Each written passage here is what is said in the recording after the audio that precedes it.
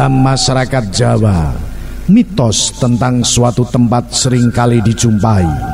Salah satu mitos yang cukup akrab adalah mitos-mitos tentang hutan-hutan yang ada di Jawa. Hutan yang dalam bahasa Jawa disebut alas banyak menyimpan misteri yang umumnya dipercayai oleh masyarakat setempat. Salah satu hutan atau alas yang memiliki banyak mitos-mitos mistis bagi kalangan masyarakat adalah alas Baluran. Mitos tentang keangkeran hutan Baluran sudah tersohor lama di kalangan masyarakat Jawa Timur, khususnya masyarakat di Kabupaten Situbondo dan Banyuwangi. Alas ini berada di ujung timur pantai utara Jawa, tepatnya di Kabupaten Situbondo, berbatasan dengan wilayah utara Kabupaten Banyuwangi. Alas ini akan Anda lewati jika Anda menuju Banyuwangi dari arah Surabaya via jalur pantai utara. Jalan yang membelah hutan ini sepanjang kurang lebih 25 km, terdiri dari tanjakan, turunan, kelokan, blind spot, dan hal-hal menantang lainnya.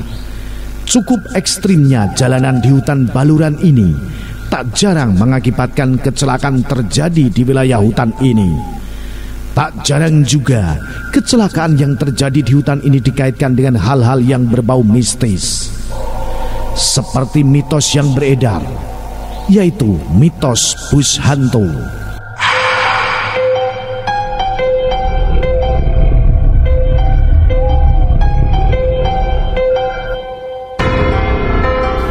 Ini salah satu mitos paling terkenal di kalangan masyarakat Jawa Timur.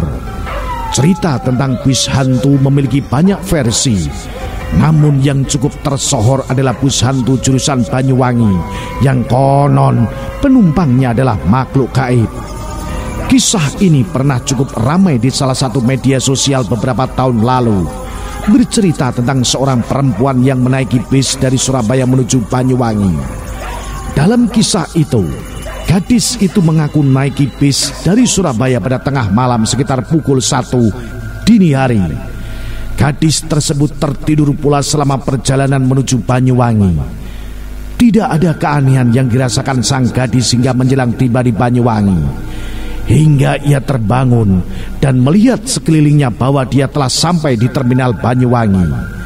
Turunlah ia dari bis tersebut sambil mengucapkan terima kasih kepada sang kernet bis. Hanya tersisa beberapa penumpang yang turun bersamanya di terminal tersebut. Para penumpang tersebut langsung pergi, begitu juga dengan bus yang ia tumpang itu. Dalam sekejap terminal itu pun menjadi sepi, dan ketika ia melihat telepon selulernya untuk menelpon kerabatnya agar dijemput, betapa terkejutnya gadis tersebut bahwa jam di ponselnya menunjukkan pukul 2:16 dini hari. Perjalanan yang tak masuk akal, karena umumnya waktu tempuh antara Surabaya dan Banyuwangi adalah 4-5 jam via jalur Pantura. Tersadar bahwa ada yang aneh, gadis itu mencoba mencari seseorang di terminal tersebut yang ternyata diketahui bukanlah terminal sesungguhnya. Dia seorang diri di tempat tersebut, tidak ada orang lain. Dia baru tersadar bahwa dia sebenarnya berada di sebuah hutan, bukan terminal. Gadis tersebut baru saja menaiki bus hantu, lalu turun di terminal gaib yang disinyalir berada di wilayah hutan Baluran.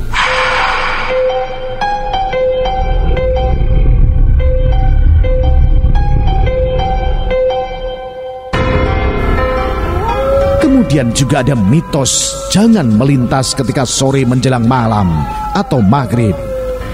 Kisah ini cukup tersohor di antara para supir truk yang sering melintas kawasan hutan ini.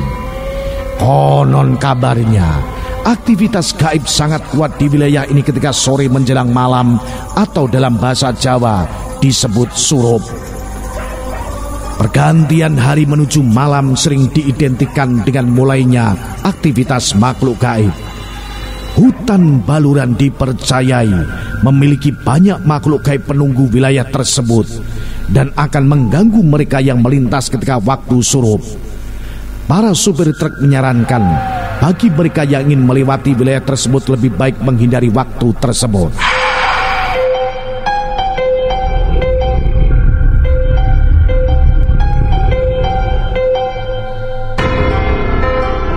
Kemudian ada juga kera penunggu hutan Baluran.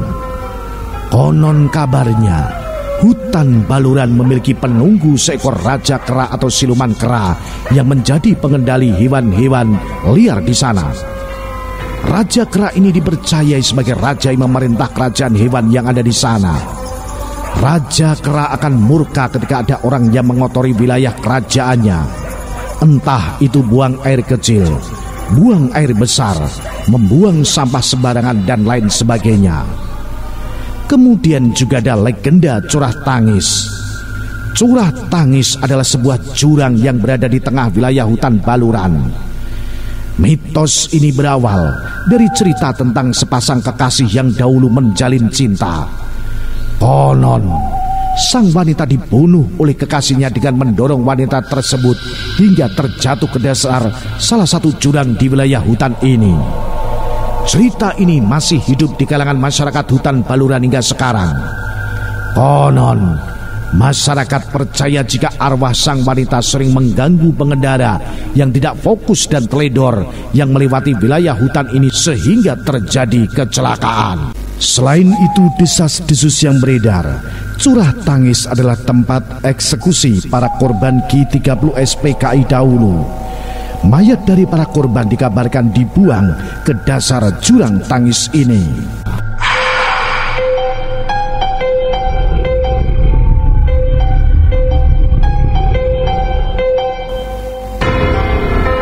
Ada juga turun hujan di tengah hutan. Ada satu cerita menarik lainnya tentang hutan ini yang beredar di kalangan masyarakat.